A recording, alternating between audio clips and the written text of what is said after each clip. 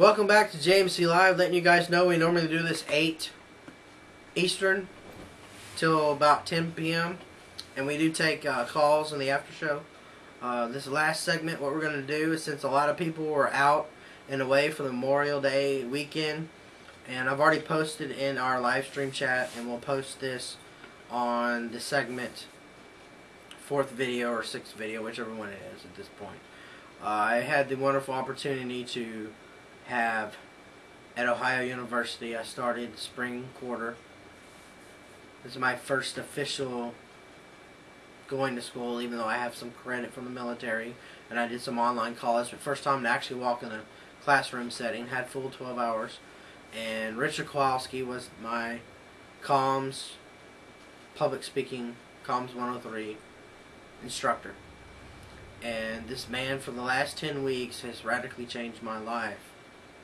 Not necessarily just changed my life, but gave me the, scratch on the back of my throat where I'm like, I want to interview you, and I can't. And the wonderful opportunities that I had in class was to speak about God to the 10 to 20 people that showed up. And it was a great time. So yesterday, he came over, spent a good half hour at our house, and we discussed his life. He is born here in America, but his parents are immigrants from Poland. His father was in a labor camp, and all in all, his views are conservative. He's been Republican Democrat most of his life, and I'm going to play a clip so you guys can actually hear some of his views on current day society, and you can hear the whole interview right here on YouTube, and the link we'll post below through our JMC Ministries blog. So here's a little clip of Professor Kowalski, Richard Kowalski's interview. We have wiped out from the public arena every last vestige of reference to God, whether it's the nativity scene on the courthouse grounds at Christmas, saying a prayer at a high school graduation, saying a prayer before a football game, simply stating that you are proud of your faith, that you believe in Jesus Christ, is now kind of like frowned upon and looked down on, as if you are some type of weirdo. I grew up, and this was a Catholic school, of course, so we felt very comfortable to pray. But we also prayed at our football games. We also prayed before our meals at home when we said grace. And today, prayer is something that I think a lot of people have forgotten how to say, are embarrassed to say it. And occasionally in my classes, I'll ask somebody, when you do pray, could you please recite that prayer for me? And frequently what you hear is a request list where they ask the Almighty for perhaps the winning lottery numbers undertaken. Or they ask for good health and ask for a blessing for a special person in their life, and nothing wrong with that, mind you. But they're always asking for something. It's a request, a wish list.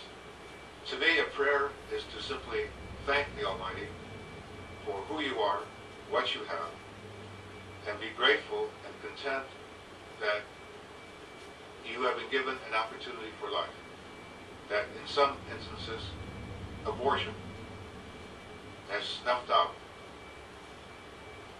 a human being's opportunity for life. And so I'm always grateful simply for who I am, my parents, what they have taught me, and I hope to try to instill some of these values in my classes, and to remember that we have to have faith that tomorrow will be better than today. Thank you. That was a little snippet of Richard Kowalski's interview with me yesterday for Memorial Day. And he even mentioned about faith and how people's prayers are so selfish. And society has become so self-centered and people are losing direction on what truly matters. And God cares about us, but so many people just don't seem to understand that today. They don't care. And when you don't care, you just do whatever you want.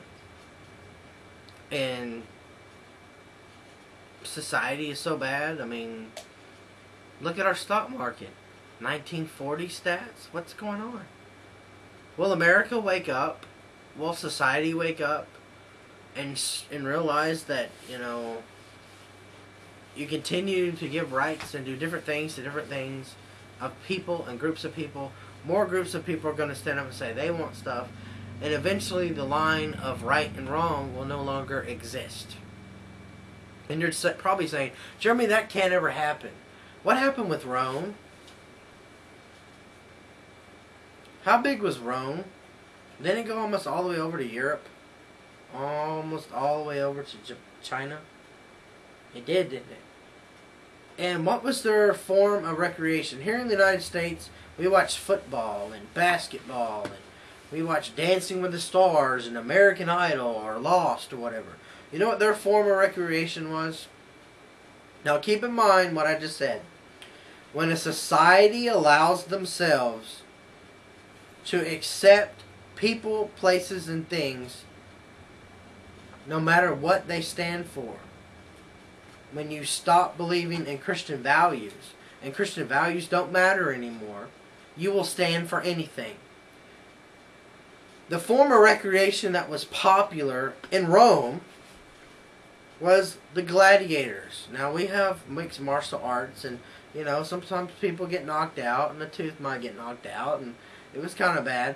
These people brought in animals and sharp weapons, and if you've ever seen the beheading of Nick Berg or anything else like that, that's kind of what it looked like on a regular basis.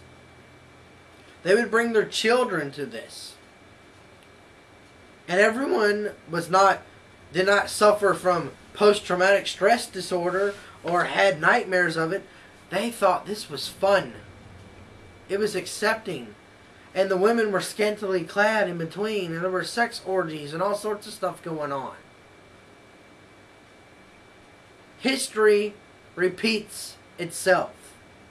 If society does not change, the kind of content you watch on TV and the actual live reality content will eventually mimic Rome.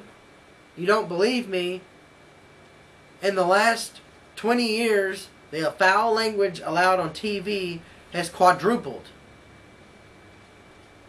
In 2000 alone, they added more than 3 different cuss words, and allowed partial nudity. As I said in another show, the rating system of TV programs has changed. What used to be an R-rated film is considered a PG-13, depending on the standard. So an X-rated film could be considered R-rated today. And a G-rated film could be an R-rated film from the 50s and 60s. Do your homework, folks. History repeats itself. Our society and our values and our morals are going to continue to decline the more and more the great saints that we all consider alive today of Christian values and morals and pillars of faith, as they continue to die or their standards are lowered, society will eventually eat itself. We must be the beacon of light as the Statue of Liberty is. But as Christians, we must go out into this darkness. When you have faith, you're not afraid of anything. You're not afraid of what the status quo is. Paul reached the Romans in spite of their own doings. And others brought Christianity to where it is today, in spite of how bad and dark things are. So no matter how bad and dark your life is, know that Jesus Christ loves you. He will take care of you. He will guide you. And He will be with you throughout all of your days. I want to thank you for coming today. God has a purpose and a plan in your life, no matter what you're going through. I want you to know that today. I thank you, and have a good night.